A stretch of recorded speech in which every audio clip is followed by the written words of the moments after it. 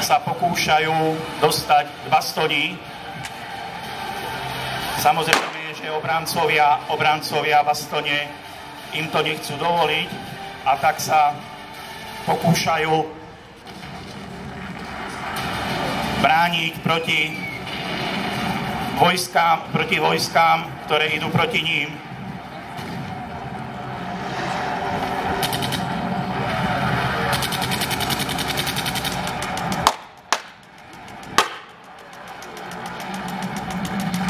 Takto nejako strieľal Sherman, takto mal vlastne pripravený.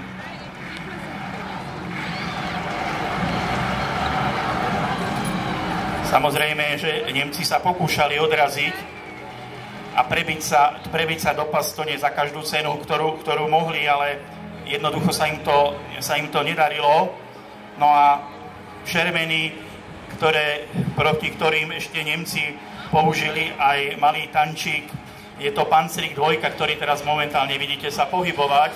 Tento Panzerich 2 bol veľmi ľahkým tankom nemeckej armády, ktorá dokázala s ním vlastne poraziť celú Európu.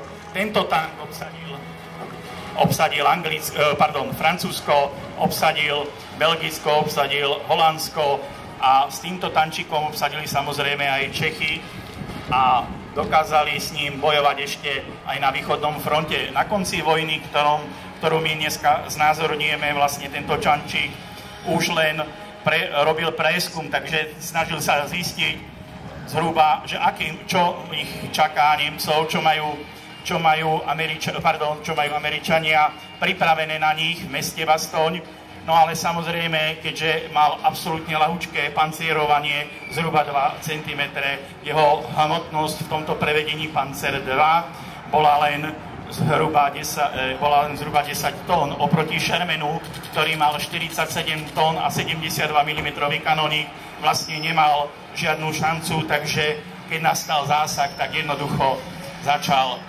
Panzer horieť. Nemal šancu sa oproti tomuto ubrániť. Áno, to vidíte vlastne imitáciu zásahu a horenia motora, pretože všetky tieto tanky, ktoré vidíte, boli na benzín. U nemeckých tankov to boli to vlastne motory Maybach a u amerických to boli Chevrolety, ktoré sa používali aj v leteckom priemysle, boli stočené, boli spriahnuté to vlastne 12 válce a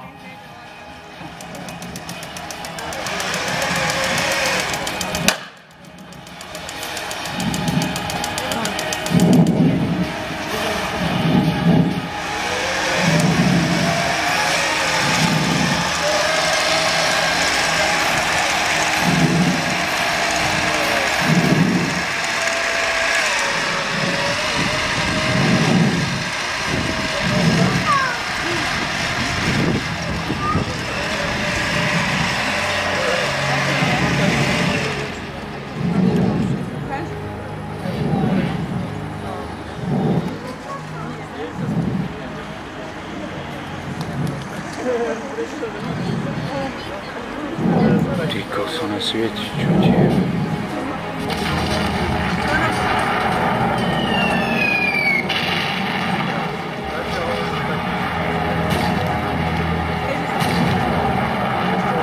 Tiger, ktorého vidíte momentálne sa pohybovať, bol 67-tonové monštrum. Predný pancier mal zhruba 10 cm, kanón o ráže 88 mm, mal neuveriteľnú prieraznosť a dokázal vlastne na vzdialenosť zhruba 1,2 km Shermana trafiť a zneškodniť.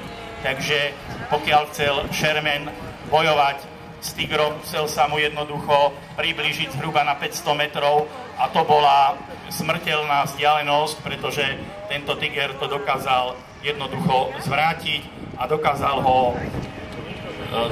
ho zneškodniť. Jeho najväčšou slabinou bola konštrukcia podvozka, ktoré, ako vidíte, sa vlastne koleso zasúva za koleso. Tam sa hlavne na východnom fronte dostával sneh, plato a počas noci toto zamrzlo a nedokázali sa vlastne pohnúť a museli ich nechať odmraziť, pretože nemohli sa pohybovať. Keďže toto napríklad na východnom fronte Sovieti veľmi dobre vedeli, takže ležoviska obsadili z výšin tankami T-34 a tieto Tigre zneškodňovali. To isté sa vlastne dialo aj na západnom fronte, kde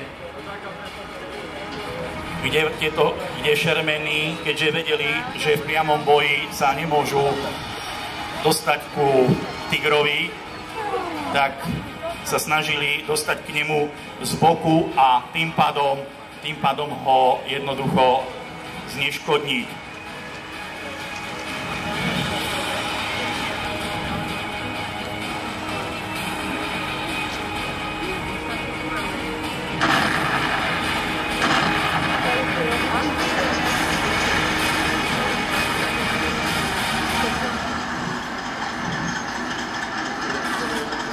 Toto počujete zvukový modul na Tigrovi, ktorý znázorňuje originál motor Maybach použitý v tomto stroji a je to na bližšie vlastne znázornenie, aký tieto motory mali jednoducho zvuk. Pri zásahu Shermana, ktorého Nemci prezývali Tommy Grill, pretože jednoducho pri 10 zásahov sa 9 tankov Sherman znietilo. Asi takto nejako, pretože ten benzínový motor bol absolútne nedokonale utesnený a nádrže, ktoré v ňom boli, tak tieto jednoducho explodovali a vybuchovali a boli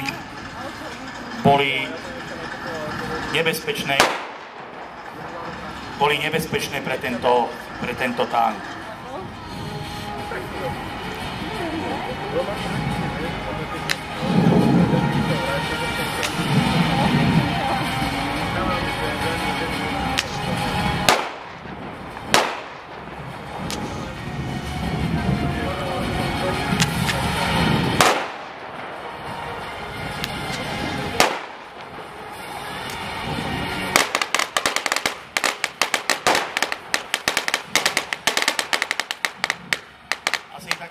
Vyzeralo, keď Sherman našiel na minu a bol zasiahnutý, takže dokázal jednoducho vybuchovať.